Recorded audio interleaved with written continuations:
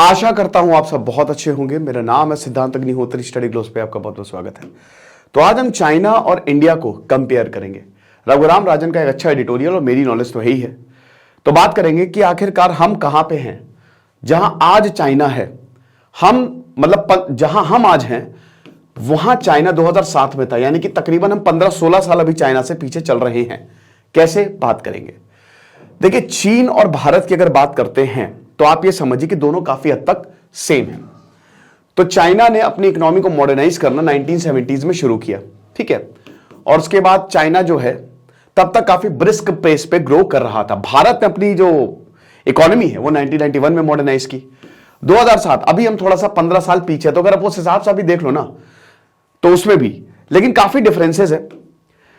देखिए पहले तो हमारा लिमिटलेस लीडरशिप का कोर्स, अगर जिन्होंने टेलीग्राम ग्रुप ज्वाइन नहीं किया है वो जरूर टेलीग्राम ग्रुप को ज्वाइन करें, बहुत ही इंपॉर्टेंट है। आपको बता दूं कि जबरदस्त कोर्स हमने ये बनाया है आपके लिए 300 रुपए का।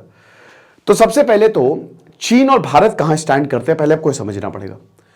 दोनों सेम ही समय पे आजाद हुए, दोनों का इतिहास सेम। और चाइना थोड़ा सिविल टाइप, मतलब एक तरीके से इंटेलेक्चुअल सोसाइटी रहा है भाई। सिविल सर्विस, पहला पेपर वहां, गन पाउडर, बहुत सारी चीजें जो है वो चाइना में पहले इन्वेंट हुई। भारत की बात करो तो भारत को भी सोने की चिड़िया बोला जाता था। तो दोनों ही अगर बात करते हैं ना तो इसीलिए कंपटीशन रहता है। बुद्धि, ये कहते हैं ना वो इंटेलेक्चुअल कंपटीशन है कि हम आगे हेल्दी कंपटीशन। लेकिन हाल में चाइना काफी ज्यादा आगे निकल गया है। मैं आपको बताता हूं, मेरी जो पर्सनल राय है, चाइना ओरिजिनल है, हम दिखावटी हैं। कैसे? हमको दिखाना ज्यादा अच्छा लगता है। हम अपने ट्रेडिशन से, स्पेशली भाषा जो है उससे दूर जाते जा रहे हैं। मैं सिर्फ हिंदी की नहीं बात कर रहा हूं, हर जगह अंग्रेजी बोली जा रही है। चाइना में कोई अंग्रेजी समझता नहीं है। जर्मनी, जापान में आप पढ़ नहीं सकते अगर आपको जापानीज नहीं आती है। जर्मनी में भी यही हालत है, वहां पे अंग्रेजी को एक भाषा की तरह ट्रीट किया जाता है। और हमारे यहां अंग्रेजी को ये ऐसे कि कौन इंसान जिसको अंग्रेजी आती है ना वो ज्यादा पढ़ा लिखा है। तो हमारे यहां अंग्रेजी जो है वो एक पैमाना बन गया है कि अगर तुमको अंग्रेजी आ रही है तो तुम सबसे ज्यादा पढ़े लिखे हो, अगले वाले का ज्ञान कुछ नहीं है, ठीक है। और एक ऐसा माहौल टाइप का बन गया है कि अंग्रेजी जो है वो, मैं अंग्रेजी का बुराई नहीं कर रहा हूं, बट आपने अंग्रेजों को और अंग्रेजी को अपने ऊपर हावी कर लिया है। ये बहुत डेंजरस है, ये बहुत खतरनाक है। सिविल सर्विसेज जो हैं इंग्लिश आनी चाहिए। सिविल सर्विसेज में ज्यादातर सोर्सेज इंग्लिश में। अब गलती क्योंकि डिमांड इंग्लिश की है, गलती उनकी नहीं जो ये सोर्सेज दे रहे हैं, डिमांड है इंग्लिश की। क्यों? हमने क्रिएट करी। तो कहीं ना कहीं हमको इस पे ध्यान देना पड़ेगा। चाइना में ऐसा नहीं चलता। चाइना की अगर बात करते हैं तो चाइना ने किसी बाहर की कंपनी को अंदर आने नहीं दिया है। हम फंस चुके हैं। हम अमेरिका के हाथों में हैं।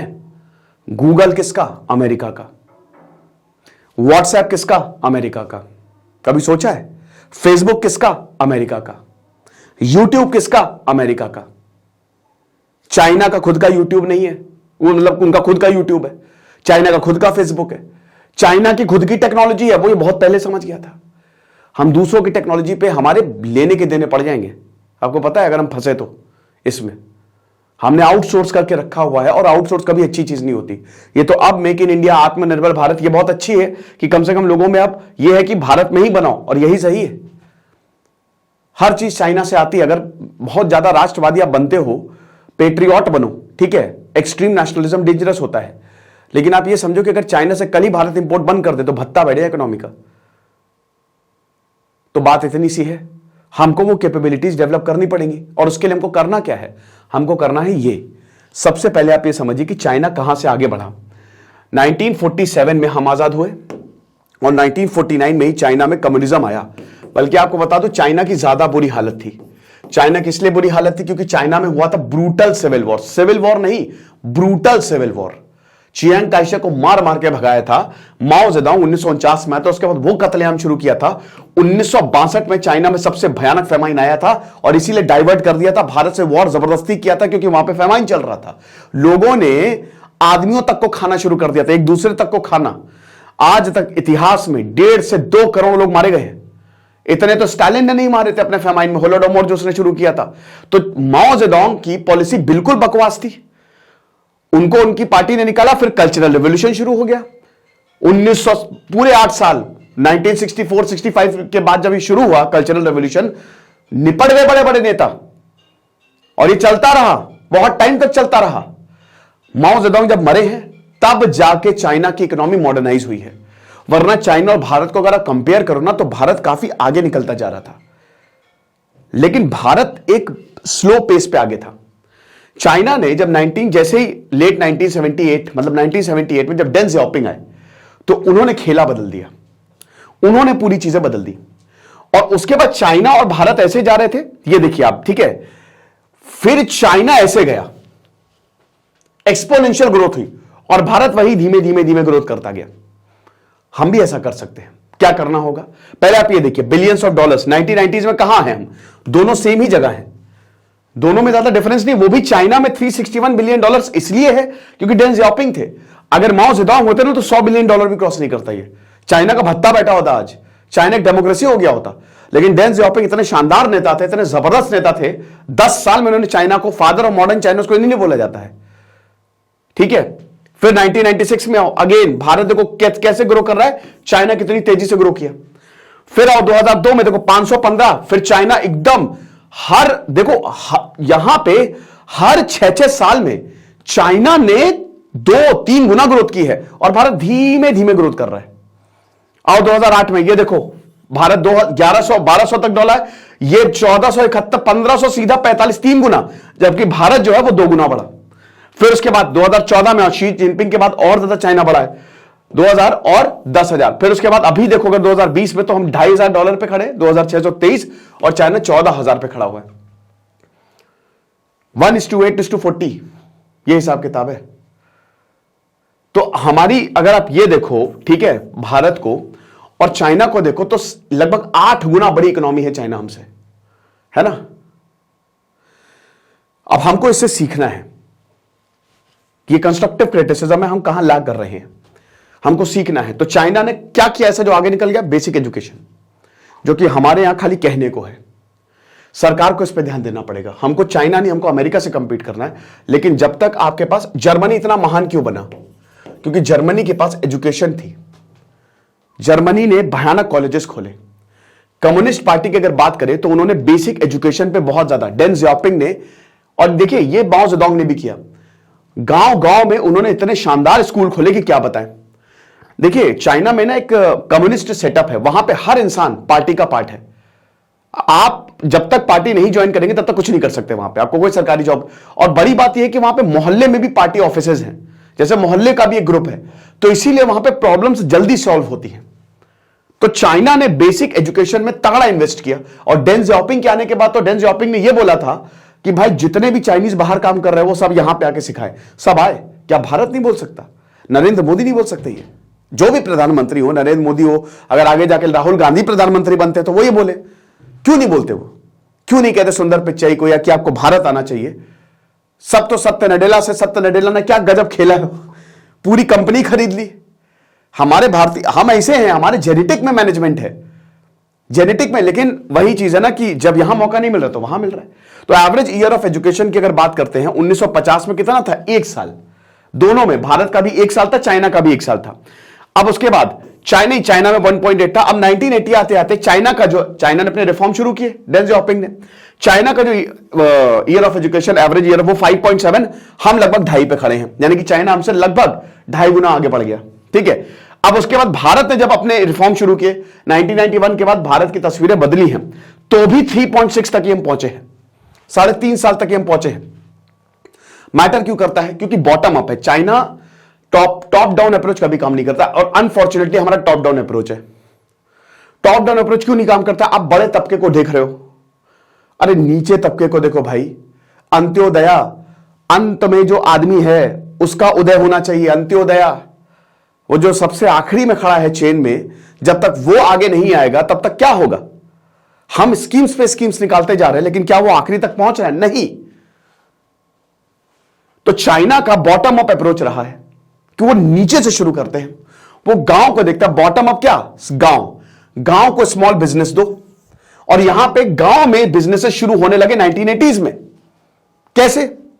आप बैंक लेके आओ, गांव जाओ, किसी को बिजनेस स्टार्ट करना, उनको ज्यादा नॉलेज है, लो भैया पैसा तो हमारे पास बैठा हुआ है, नाबार्ड है, हमारे आरआरबी है, क्या कर रहे हैं वो? भारत में लाल फीताशाही, रेड टेपिज्म बहुत ज्यादा था 1990s तक, तो बहुत ही ज्यादा था। और करप्शन एक बहुत बड़ी प्रॉब्लम है। चाइना में करप्शन इतनी बड़ी प्रॉब्लम नहीं है ना? हमारे बहुत बड़ी प्रॉब्लम है। हमारे ट्रैफिक वाले को भी जब तक आप 200-300 रुपए ना दो तब तक वो छोड़ता नहीं है, यह हालत। और जब तक ये अंदर से नहीं आएगा, जब तक अंदर से नहीं कि भाई ईमानदार होना है, तब तक कुछ नहीं होने वाला। लिबरलाइज्ड बिजनेस एनवायरमेंट देखा। बिजनेस, एक देश को बिजनेस ही उठाता है। जितना बढ़िया आप बिजनेस बनाओगे, जितना अच्छा आप उसको एनवायरमेंट दोगे, बढ़िया है। चाइना में है ये। अभी ईज ऑफ डूइंग बिजनेस की मैं बात करूंगा तब देखिएगा आप। स्मॉल टाउनशिप, जिसको कहता है विलेज एंटरप्राइजेस बना दी गई। क्या हमारे नहीं बन सकती? क्यों नहीं बन सकती है? सरकार, लेकिन सरकार को वोट, हर किसी को वोट चाहिए यहां पे, चाहे कांग्रेस हो, चाहे बीजेपी हो, चाहे वोट। भाई लोगों को वो वोट की तरह देखते हैं, समझ रहे हो? बहुत सारे क्लस्टर्स बने, स्पेसिफिक प्रोडक्ट्स, डोर हैंडल्स, कितने सारी चीजें गांव में बनानी शुरू की। स्पेसिफिक प्रोडक्ट कि भाई चलो, अगर एक गांव, मान लीजिए कि एक गांव में लकड़ी बढ़िया, अच्छा आसपास एक जंगल वाला एरिया, लकड़ी, तो लकड़ी के प्रोडक्ट बन रहे हैं वहां पे। भारत में तो बहुत स्कोप है। चाइना वाले तो कुछ नहीं है, चाइना की ज्योग्राफी उसको अलाउ ही नहीं करती, उसके बावजूद ये ग्रो कर रहे हैं। हमारी तो ज्योग्राफी हमको अलाउ करती है, तब हम ग्रो नहीं कर पा रहे। ग्रो उस हिसाब से नहीं कर रहे। आप भूल जाइए, पेपर पे भूल जाइए। इतने छठी इकोनॉमी हो गई, 5वीं इकोनॉमी, जमीन पे बात करिए। जमीन का स्तर क्या, आपका कितना पैसा बढ़ा है, अनएम्प्लॉयमेंट रेट भी हमारा बढ़ता जा रहा है, क्योंकि हम 150 करोड़ हो रहे हैं। अब रीजन क्या है, भारत क्यों ऐसा? क्योंकि सबसे पहली बात तो यह है, जो हमने एजुकेशन पे इन्वेस्ट नहीं किया। सरकारी कॉलेज में जाइए, आज तो एजुकेशन बन क्या गया है। जो प्राइवेट स्कूल है वो कर क्या रहे हैं? प्राइवेट स्कूल धंधा चला रहे, धंधा, समझ रहे हो? वो पढ़ाई नहीं दे रहे हैं, वो एक थर्ड क्लास एजुकेशन सिस्टम है हमारा। ये बात बोलने में मुझे कोई भी बुराई नहीं है। बहुत कम स्कूल है जो अच्छा, नहीं तो अगर आपको बहुत पढ़ना है तो आपको इतना पैसा देना पड़ेगा। गरीब इंसान कहां से देगा इतना पैसा? सरकारी स्कूल की हालत देखिए आप। मेरे बहुत सारे दोस्त जो सरकारी स्कूल में टीचर है, वो बोलते हैं सिद्धांत यार, हम लोग जाते हैं गांव में, हम लोग बच्चों को पकड़ के लाते हैं, लेकिन वो फिर भाग जाते हैं। ऐसे नहीं चलता मेरे भाई। ये इसलिए भागते हैं क्योंकि उनको इंटरेस्ट नहीं आ रहा पढ़ाई में, उनको मन नहीं है। तो कौन बताएगा? आप टीचर्स को इलेक्शन होते तो ड्यूटी पे लगा देते हो, मल्टीपर्पज काम उनसे करवा रहे हो, तो ऐसे तो चलता नहीं है। चाइना में अगर मान लीजिए कि एक इंसान प्लम्बर है तो प्लम्बर ही बनेगा, इधर उधर नहीं जाएगा, वो स्किल्ड वर्कर है वहां पे। हमारे अगर प्लम्बर नहीं तो पेंटिंग कर लेगा, पेंटिंग की सीजन नहीं है तो खेती कर लेगा, ये चीज है। और टैलेंट हमारे बल्कि ज्यादा है। तो जो इंडियन एजुकेशन के हाल है ना, हमारे एजुकेशन, रशिया ने सबसे पहले क्या किया पता है? रशिया ने जब सोवियत आया तो उसने सबसे पहले फ्री की, लॉ को फ्री किया, ठीक है। बहुत सारे यूरोपियन देशों में जो हेल्थ सिस्टम है वो नेशनलाइज्ड है। क्यों नेशनलाइज्ड है?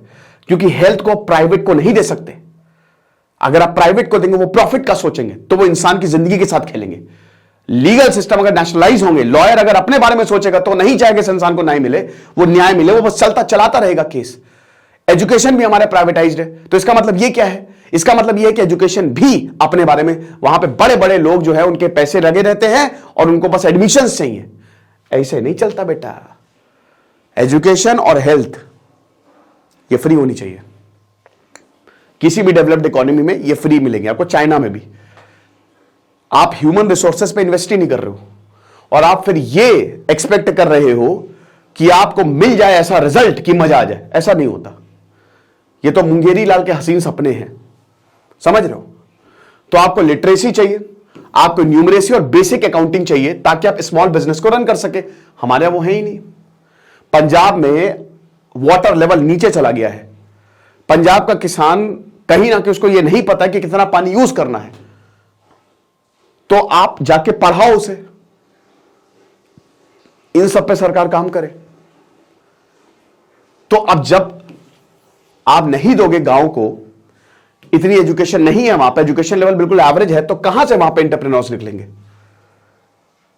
और भारत में तो यह भी है ना कि जो लोग अमीर बन जाते हैं वो पता नहीं पल्ला सा झाड़ लेते हैं। क्या क्रिकेटर्स की हम वर्ल्ड कप कह रहे हैं, वर्ल्ड कप इंडिया हार गए, वर्ल्ड कप कितना इन्वेस्ट किया है रोहित शर्मा या विराट कोहली ने?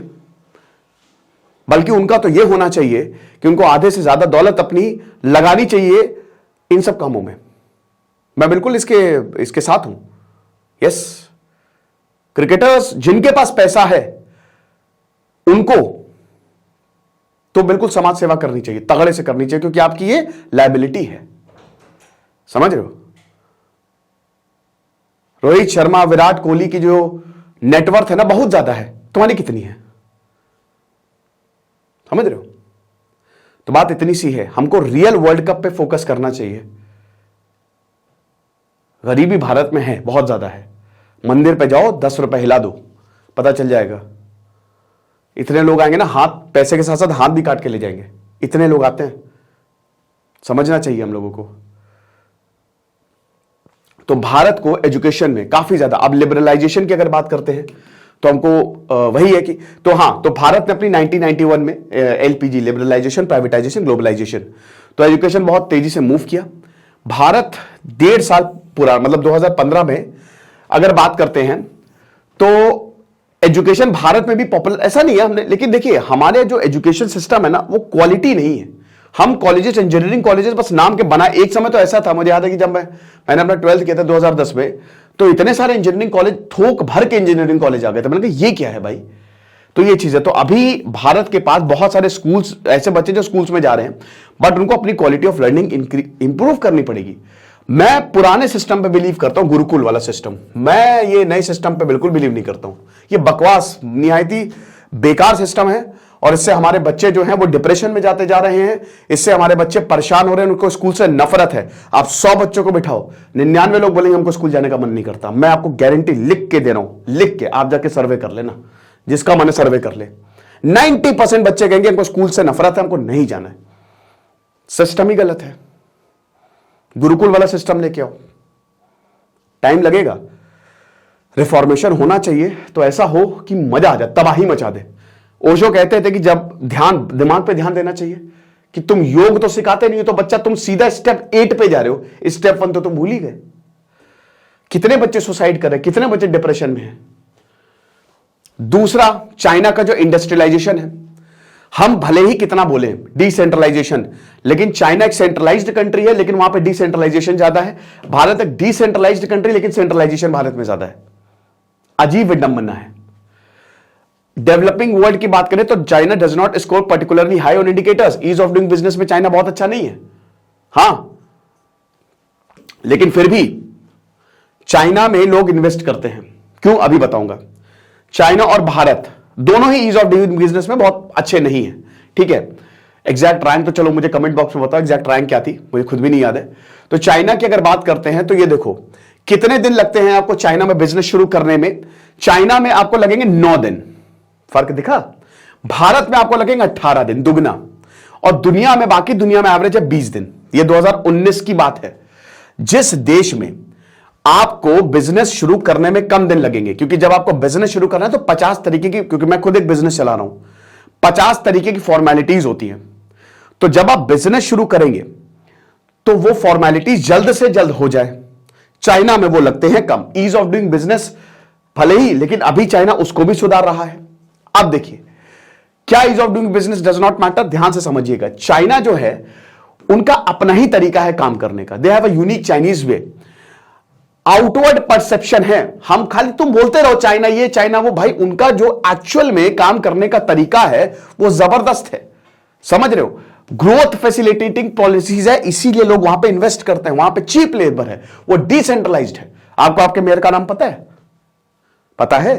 पंचायत सीरीज देखो, औरत को चुनाव लड़वा रहे, पूरे आदमी के हाथ पे कमान है। पता भी नहीं होगा आपको मेयर का नाम। अमेरिका में मेयर मैटर करता है। मेयर के पास इतनी ताकत होती है, जितना ज्यादा डिसेंट्रलाइजेशन होगा उतना ही ज्यादा बेनिफिट होगा। पावर सेंट्रल रखे। कभी जाते हो, कभी भी अगर मान लो कि चुनाव होते हैं, अगर मान लो म्युनिसिपल किया, जाते हो आप वोट देने? बहुत कम लोग जाते हैं, बहुत कम लोग, ठीक है। चाइना में ऐसा नहीं है, बहुत डिसेंट्रलाइजेशन है जबरदस्त तरीके से। वहां पे सिटी गवर्नमेंट्स है। तो भाई एक एरिया का अगर आपको कार्यभार दे दिया जाए तो एरिया कमाल हो जाएगा। लेकिन हमारे यहां उल्टा है। डेन ज़ियाओपिंग ने, भाई सिंपल सी बात है, उन्होंने ये बोला था कि भाई देखो, शुरुआत में उनके यहां भी ऐसा नहीं था, 1970s में हालत बहुत बुरी थी, लेकिन लोकल गवर्नमेंट जो है वो फोर फ्रंट पे थे। डेन ज़ियाओपिंग ने बोला कि यही चलाएंगे ट्रेन को, यही है ड्राइवर्स, ठीक है। अब भारत में जैसा कि हमने बताया कि काफी ज्यादा सिस्टम है, लोकल गवर्नमेंट, म्युनिसिपैलिटी, विलेज, ये खाली नाम के हैं, ना इनको पैसे मिलते हैं और ना ही इनको मन होता है भाई। क्योंकि देखिए, आप जब तक इनको प्रॉपर फैसिलिटीज नहीं दोगे, पंचायत इसलिए कहता है वो सीधी सबको देखिए कंपलसरी कर देनी चाहिए। कितनी प्रॉब्लम्स होती है सचिव जी को, वो खुद कहते हैं कि भाई हमको यहां पे जॉब नहीं करनी, हम जा रहे हैं प्राइवेट में करके जॉब करने।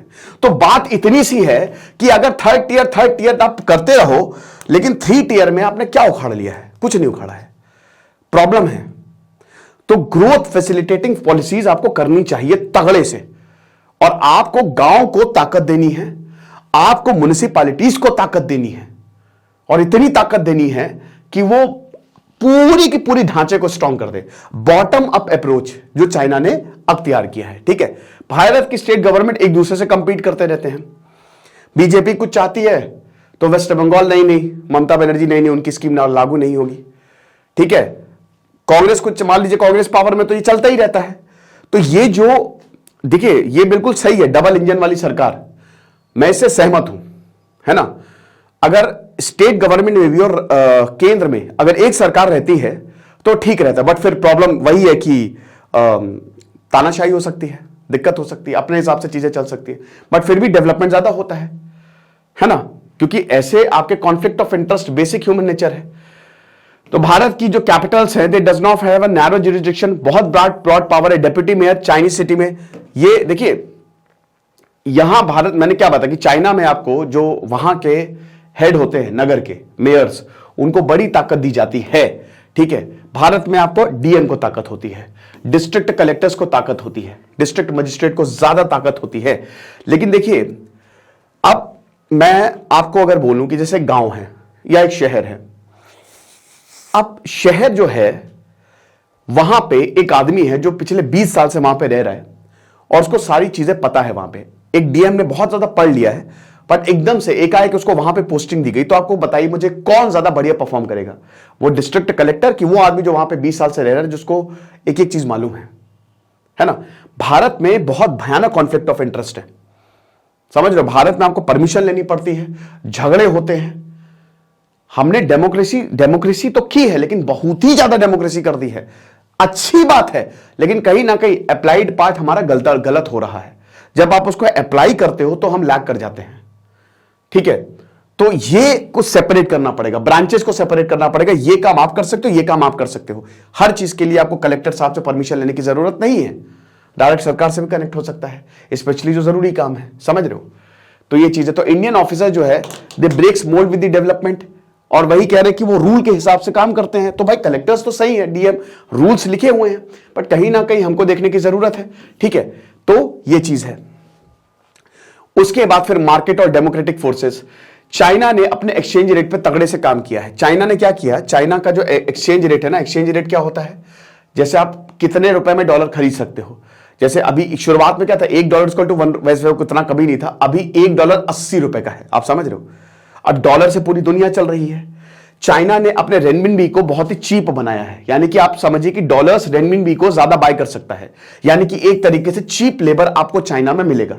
और चाइना का यही चीप लेबर जो है ना, वो सारी दुनिया चाइना की तरफ अट्रैक्टेड है, इसी चीप लेबर की वजह से, इसी करेंसी, इसी एक्सचेंज रेट की वजह से। और चाइना के एक्सपोर्ट्स को भी बहुत ही ज्यादा, क्योंकि चाइना ने अपनी करेंसी को डिवैल्यू होने ही नहीं, वो अपने हिसाब से, मतलब जब उसको सही लगेगा तो वैल्यू माना वो डिवैल्यू कर लेगा। चाइना अपनी करेंसी गिरा लेता है, तो चीप लेबर हो गया। एक भाई जाहिर सी बात है कि मान लीजिए कि आप ऐसा समझिए कि एक तरफ भारत, एक तरफ चाइना है। जहां पे आप भारत के प्रोडक्ट को ज्यादा पैसा देना पड़ रहा है, चाइना के प्रोडक्ट को कम पैसा, तो आप चाइना का खरीदोगे, सिंपल सी बात है। तो उसने उस पे भी पकड़ बनाई है। So many foreign firm set up production facilities in China to take advantage of the beneficial exchange rate. अब प्रॉब्लम ये भी नहीं है कि चाइना में आपको लेबर भी बढ़िया मिलते हैं, चाइना में आप जाओगे तो लेबर भी सही है। हमारी दिक्कत है सो चाइनीज एक्सपोर्टर्स को बूस्ट मिला। भारत इस समय बहुत ग्रो कर रहा है, भारत ने इस अपॉर्चुनिटी को इस समय टैप किया हुआ है, क्योंकि चाइना, शी जिनपिंग की पॉलिसी ऐसी रही कि अब लोगों का भरोसा चाइना से टूट रहा है, ये चीज है। तो चाइनीज हाउस होल्ड की अगर बात करते हैं तो it would be very costly to buy imported goods which limited their imports and made them buy mainly Chinese goods. China offers firm cheap credits, keep worker wages low and built up infrastructure. ये भी है कि भाई पैसे भी, अब देखिए cheap credit, छोटे छोटे लोन्स यहां पे देते हैं, कभी भी पैसे की जरूरत होगी तो चाइना में ऐसे बैंक्स हैं कि आप उनसे ले सकते हो पैसे, तो सही है। तो अब इसमें इंफ्रास्ट्रक्चर आपका बिल्टेड रहता है। साथ ही साथ अगर चाइना की गुड्स की बात करते हैं तो इंपोर्ट और एक्सपोर्ट का एक बैलेंस हमको देखने को मिलता है, और चाइना का इसी एक्सचेंज रेट की वजह से और क्वालिटी की वजह से चाइना का जो गुड्स बनते हैं वो भी बढ़िया रहते हैं। अब आप ये देखो कि आप झालर लगाते हो घर में, अब झालर जो है चाइना की झालर खरीदो 50 रुपए की आती है, वही कोई ऐसी ब्रांडेड खरीदो महंगी आती है, तो लोग चाइना की लगाते हैं कि भाई दिवाली कितनी बनानी है। यही सब छोटी छोटी बातें तो आपको कंपटीशन दे देती हैं। भले ही वो कहते हो कि एक बार चाइना खराब तो खराब, लेकिन भारत का मार्केट ऐसा ही है मेरे भाई। भारत में अमीर लोग नहीं है, हम यूरोप और अमेरिका नहीं है, हम इंडिया हैं। भारत में लोग सस्ते की तरफ ज्यादा जाते हैं कि भाई ठीक है कोई बात नहीं, तो आपको उसी में ही क्वालिटी देनी है, और जिस दिन हम उसमें सफल हो गए, और अभी हम काफी हद तक होते जा रहे हैं, ठीक है ना। फिर उसके बाद सरकार ने यह बोला है कि देखिए low bank deposit interest rate रखिए हाउस होल्ड्स के लिए, which allowed the larger state owned banks in turn to offer firm cheap loans without losing money on them.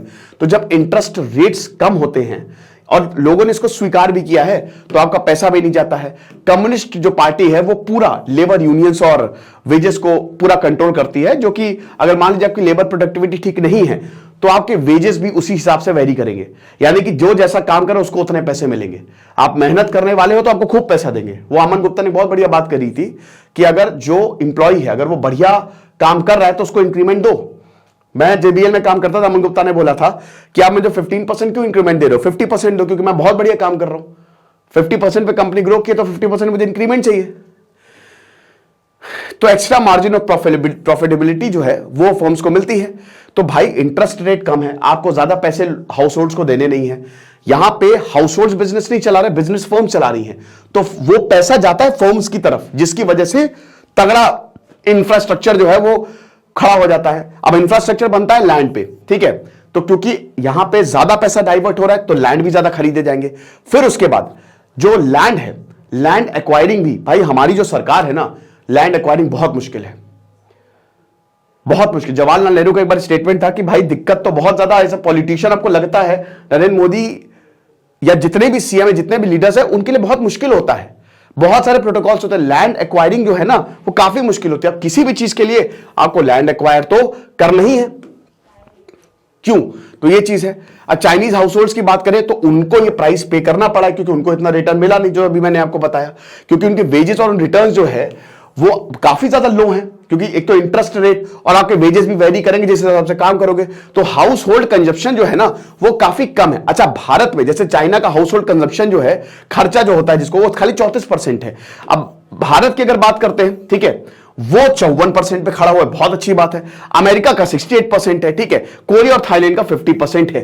तो एक तरीके से चाइना के पास इतना पैसा ही नहीं है। ये आप देख सकते हैं, हाउस होल्ड कंजप्शन की बात करें तो ये ऑल टाइम लो पे है चाइना का, बट यहां पे कॉम्प्रोमाइज करके चाइना ने दूसरी जगह बाजी मार ली है, ये चीज है। तो आप अगर बात करते हैं जैसे Bharat, rich Indians they do not want रूपी टू बी अंडर वैल्यूड, ये दिक्कत है। चाइना की रेनमिन भी अंडर वैल्यूड है तो बढ़िया है, लेकिन हम चाहते हैं कि हमारा जो पैसा है कुछ भी करके उसको अंडर वैल्यू ना, तो वो रिच इंडियंस का एक बहुत बड़ा डिवाइड है, 90% पुअर है या मिडिल क्लास है, 10% रिच है, और उन्हीं के पास पूरी वेल्थ है, और उन्हीं के ही नंबर से हमारे जो नंबर्स है ना पूरे देश को काफी ऊपर चले जाते हैं। जो आप छठा सातवां देखते हो ना, क्योंकि हम देखिए भारत, एक भारत नहीं, भारत में 4 भारत है। एक तो वो भारत है जो सुपर रिच है, फिर एक उसके बाद रिच आते हैं, फिर मिडिल क्लास आते हैं, फिर पुअर, और फिर पुअरेस्ट ऑफ द पुअर। तो हमारी क्योंकि 150 करोड़ की पॉपुलेशन है, अगर आप उनको छोटे छोटे में बांटे ना तो एक अलग ही देश खड़े हो जाएंगे। तो जो आपको दिख रहा है ना कि एक तरफ भारत में गरीबी बहुत और दूसरी तरफ कार की बंपर सेल्स हो रही है, मोटरसाइकिल की बंपर सेल्स हो रही है ना, वो आपको दिख रहा है, टोटल विजिबल है ये। लेकिन दूसरी तरफ हम ये भी देखते हैं कि एक आदमी जो है उसके पास खाने के लिए कुछ नहीं है। ये है, ये आपको देखने को मिलेगा भारत जैसे देश में, क्योंकि एक भारत में कई सारे भारत है ना, तो ये चीज है। तो जो रिच इंडियंस है they do not want the rupee to be undervalued. अब उसकी वजह से जो इंपोर्टेड गुड्स, भाई देखो अगर अंडर वैल्यू आपका पैसा होगा तो जाहिर सी बात है जो आप बाहर से खरीदोगे वो आपका महंगा होगा। अब क्योंकि अमीर इंडियंस दे इंपोर्ट गुड्स तो वो महंगा होगा। अब they increase the cost of, अब यहां पे क्या होता है कि जैसे वेकेशंस काफी ज्यादा एक्सपेंसिव है, ट्यूशन कॉलेजेस फीस जो अमीर, अब भारत की इकोनॉमी बहुत बड़े बड़े इंडस्ट्रियलिस्ट, देखिए किसी भी देश की इकोनॉमी है काफी हद तक इंडस्ट्रियलिस्ट के ऊपर डिपेंड करती है। जितनी भी पॉलिटिकल पार्टीज उनको अच्छा खासा पैसा, तो कहीं ना कहीं पॉलिटिक्स उनके हाथ में होती है। इसीलिए कहते हैं ना, अडानी अंबानी पावर है उनके पास। राहुल गांधी भी इतना अडानी अडानी चिल्ला रहे, उनसे पूछा गया था कि आप इतना बोल रहे राजस्थान में, तो उन्होंने भर भर के इन्वेस्ट किया। तो राहुल गांधी का बोलना था कि भैया सबको इंप्लॉयमेंट चाहिए, सबको पैसा चाहिए, बेसिकली ये है, ठीक है। तो अब उनको चाहिए कि भाई जो बड़ी बढ़िया चीजें हैं जबरदस्त जो हम मंगाते हैं वो कम ना हो, इसलिए पैसा जो है वो तो नहीं रहे। चाइना अंडर वैल्यू करता है अपनी करेंसी, तो जो फॉरेन कैपिटल है from flowing in and elevating the exchange rate, India would have to maintain the persistent low interest rate that would upsets our middle class savers. तो ये भी चीज है कि अब अगर मान लो कि आप जैसे अब फॉरेन कैपिटल जो है, ठीक है, आपको लगेगा कि खूब पैसा आना है, भर भर के बाहर की कंट्री जो है वो इन्वेस्ट करें, उसके लिए आपको एक्सचेंज रेट बढ़ाना पड़ेगा। अब अगर एक्सचेंज रेट बढ़ाओगे यानी कि और रुपए जो है डॉलर के मुकाबले नीचे जाएगा, तो उसका मतलब आपको इंटरेस्ट रेट भी बहुत कम लगने पड़ेंगे।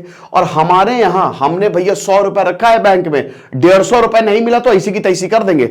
हमको चाहिए interest rate. Middle class saver को, मिडिल क्लास को कोई भी पॉलिटिकल पार्टी, भले ही उसको रिच क्लास जो है हो सकता है वो वोट भी देना ना जाती हो, लेकिन मिडिल क्लास और गरीबों को भारतीय जो इंडियन पॉलिटिकल पार्टी है वो बिल्कुल नाराज नहीं कर सकती, उनका वोट बैंक कट जाएगा भैया। अच्छा, चाइना में ये प्रॉब्लम है नहीं क्योंकि वहां पे डेमोक्रेसी ही नहीं है, लेकिन ये एक डेमोक्रेसी का ड्रॉबैक होता है। Democracy any time day is better बहुत ज्यादा जरूरी है। चाइना में बुरी हालत है, लोग परेशान है, लोग सड़कों पर, अकेलापन बहुत है। लेकिन हां, इस चीज पे कहीं ना कहीं कुछ सरकारों को, अब अगर मान लो कि ये चाहे, ठीक है, रूल्स को बेंड करके आगे बढ़ना चाहे, प्रोटेस्ट हो जाएंगे। कितनी बार देखिए, मैं पर्सनली, मुझे फार्म लॉज में कुछ पॉइंट बहुत शानदार लगे थे। सरकार सही से कम्युनिकेट नहीं कर पाई। सरकार अगर सही से कम्युनिकेट कर लेती तो फार्म लॉज भारत की तस्वीर बदल सकते थे। कुछ पॉइंट्स सरकार को यह था कि वो एमएसपी को लिख देती, मेरे भाई लिख देते ना, उसमें नहीं लिखा तुमने।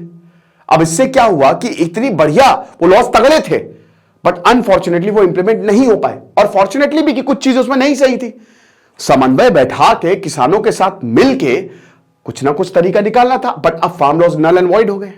हमने कई बार देखा है कुछ ऐसी बहुत बढ़िया शानदार, और मुझे लगता है कि जो बड़े बड़े लीडर्स हैं उनको ऐसे थोड़े फैसले लेने पड़ेंगे, है ना। सबको बैठा के सबको सहमति से लो, सबको बताओ कि ये आपके साथ हो जाएगा, आपकी क्या दिक्कत है, तब जाके हम बनाएंगे नया इंडिया। समझ लो, तो ये चीज है। अब भारत में भी लैंड की बात की करते हैं, तो यहां पे लैंड की भी एक दिक्कत है। तो कंफ्यूजन की बात करें तो चाइना और भारत, देखिए भारत डेफिनेटली आगे आने वाले 30 सालों में भारत बाजी मार लेगा। चाइना इतना ग्रो नहीं करेगा। भारत, चाइना का पीक पॉइंट आ गया है, बट हम अगर चाहें उसको 5 साल 10 साल में, तो हम वो कर सकते हैं। चाइना जो है वो एक्सप्लोसिवली बढ़ा है लिबरलाइजेशन के बाद, भले ही वो वन पार्टी सिस्टम है। भारत में मल्टी पार्टी, मैंने क्या बताया, डेमोक्रेसी का कुछ ड्रॉबैक्स कि आपको सबका साथ सबका विकास, ये आपको देख के चलना पड़ता है, ठीक है। तो इंडिया शुरुआत में डेमोक्रेसी डेफिनेटली आ गई भारत में, बट कहीं ना कहीं जो स्ट्रांग मैन्युफैक्चरिंग ग्रोथ है शुरुआत में, उसमें एक अथॉरिटेरियन हैंड चाहिए था। उसमें कि आपको बहुत ज्यादा डिसेंट्रलाइजेशन नहीं, आपको 2-3 ही पावर सेंटर्स बनाने थे, है ना, जो डिसीजन ले और जो आगे जाके आपके देश को डेवलप करे। कहीं ना कहीं हम उसमें चूके, बट अभी भी बहुत सारी ऐसी चीजें जिसको आप मिंगल करिए, मिक्स करिए। और ज्यादा पावर सेंटर्स बनाने का मतलब ये कि बट जाना, और फिर लीकेज भी बहुत होती है, तो ये हमको ध्यान देना पड़ेगा।